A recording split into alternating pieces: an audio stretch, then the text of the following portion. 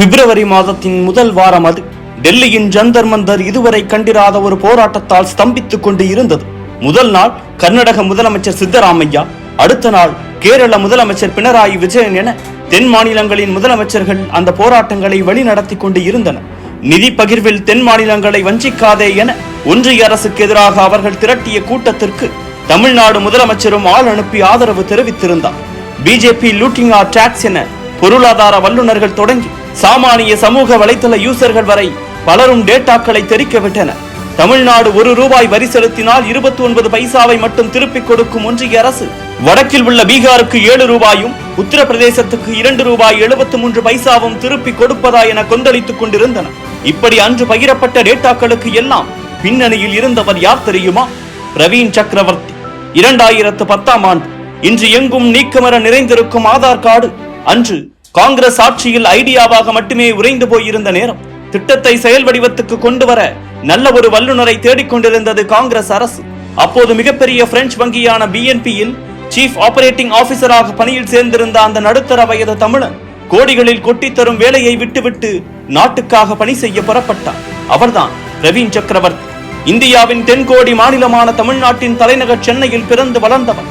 புகழ்பெற்ற பிட்ஸ்பிலானி கல்லூரியில் பொறியியல் படிப்பு, அமெரிக்காவின் வாட்சன் கல்லூரியில் MBA என தலை சிறந்த கல்லூரிகளில் கற்று தேர்ந்தவர். மைக்ரோசாப்ட், IBM என பன்னாட்டு நிறுவனங்களுக்காக வெளிநாடுகளில் சுற்றி சுழன்று பணி செய்தவர். இந்தியா திரும்பி மும்பை ஏஞ்சல்ஸ் என்கிற முதலீட்டு நிறுவனத்தை தொடங்கி இருந்தார். தொடர்ந்து இந்தியாவின் டாப் 5 முதலீட்டாளர்களில் ஒருவராகவும் அடையாளம் காணப்பட்டார். இந்த நேரத்தில் தான் இந்தியாவின் பிரதமர் மன்மோகன் சிங்குடன் பயணிக்கும் வாய்ப்பு ஒன்று அவரை தேடி வந்தது. எதை பற்றியும் யோசிக்காமல் BNP வங்கியில் தனது COO பதவியை ராஜினாமா செய்தார். தொடர்ந்து ஐக்கிய முற்போக்கு கூட்டணி அரசின் யூனிக் ஐடென்டிபிகேஷன் புரோகிராமில் இணைந்தார். காங்கிரஸ் கூட்டணியின் கனவு திட்டமான ஸ்கில்ஸ் மிஷன் திட்டத்திலும் பணியாற்றினார். டேட்டாக்களின் மீது அதீத ஆர்வம் கொண்ட பிரவீன் சக்கரவர்த்தி கடந்த 2017ஆம் ஆண்டு ஆகஸ்ட் 17ஆம் தேதி சென்னை IIT நடத்திய நிகழ்ச்சி ஒன்றில் பங்கேற்றிருந்தார். நிகழ்ச்சியில் பேசிய அவர், தமிழ்நாடு, கர்நாடகா, மகாராஷ்டிரா, குஜராத் ஆகிய 4 மாநிலங்களை நம்பித்தான் இந்தியாவின் பொருளாதாரமே இருக்கிறது என்கிற உண்மையை டேட்டாக்களோடு அடுக்கினார். மகாராஷ்டிர மாநிலம் ₹100 வரியாக செலுத்தினார். வெறும் ₹15 மட்டும் நிதியாக திருப்பிக் கொடுக்கும் மத்திய அரசு உத்தரப்பிரதேசத்துக்கு ₹400 கொடுப்பதாக கூறினார். அன்று பிரவீன் சக்கரவர்த்தியின் பேச்சை வார்த்தைகளாக்கி IIT மாணவர் கணேஷ் வெங்கட்ராமன் எழுதிய கட்டுரை ஒன்று 7 ஆண்டுகள் கழித்து இன்றும் வடக்கு தெற்கு குறித்த விவாதங்கள் மேலோங்கும் போதெல்லாம் பகிரப்பட்டு கொண்டு இருக்கிறது. இப்படித்தான் இன்று அமைச்சர் PTRம் அண்டை மாநில முதல்வர்களான சித்தராமையாவும் பினராயி விஜயனும் பேசும் விஷயங்களை 7 ஆண்டுகளுக்கு முன்பே டேட்டாக்களோடு விளக்கி மாநிலங்களுக்கு இடையிலான நிதி பகிர்வில் உள்ள பாகுபாடுகளை வெளிச்சத்துக்கு கொண்டு வந்ததில் முக்கிய பங்கு ஆற்றினார் பிரவீன் சக்கரவர்த்தி. டேட்டாவோடு அவர் பேசும் பேச்சுகள் வைரலாகி கொண்டு இருக்க ஒரு நாள் டெல்லியில் இருந்து கால் வந்தது. ராகுல் காந்தியிடமிருந்து வந்த அந்த அழைப்பு பிரவீன் சக்கரவர்த்தியை காங்கிரஸில் இணைய சொல்லி அன்பு கட்டளை இட்டது. இதனை அடுத்து கட்சியில் இணைந்த பிரவீன் சக்கரவர்த்தி ராகுல் காந்திக்காக டேட்டா மற்றும் டிஜிட்டல் தரவுகளை கொண்டு வலிமையான ஒரு பிரச்சார யுக்தியை வகுத்துக் கொடுத்தார். தொடர்ந்து ராகுல் காந்தியுடன் ஹார்வர்ட் வரை பயணித்து பல வல்லுநர்களுடன் கலந்துரையாடினார். 2019ஆம் ஆண்டு மக்களவை தேர்தலை ஒட்டி காங்கிரஸ் கட்சி வெளியிட்ட தேர்தல் அறிக்கையில் பிரவீன் சக்கரவர்த்தியின் பங்கு இன்றியமையாதது. அந்த தேர்தல் அறிக்கையில் முக்கிய அம்சமான ஏழைகளுக்கு குறைந்தபட்ச வருமானம் என்கிற திட்டத்தின் மூளையாக செயல்பட்டவரே பிரவீன் சக்கரவர்த்தி தான் என்று சொல்லப்படுகிறார். இவரது திறமையை அடையாளம் கண்டுகொண்ட தெலுங்கானா முதலமைச்சர் ரேவந்த் ரெட்டி பிரவீன் சக்கரவர்த்தியை நேரில் அழைத்து மாநில நிதி விவகாரம் தொடர்பாக ஆலோசனை பெற்றுக் கொண்டார்.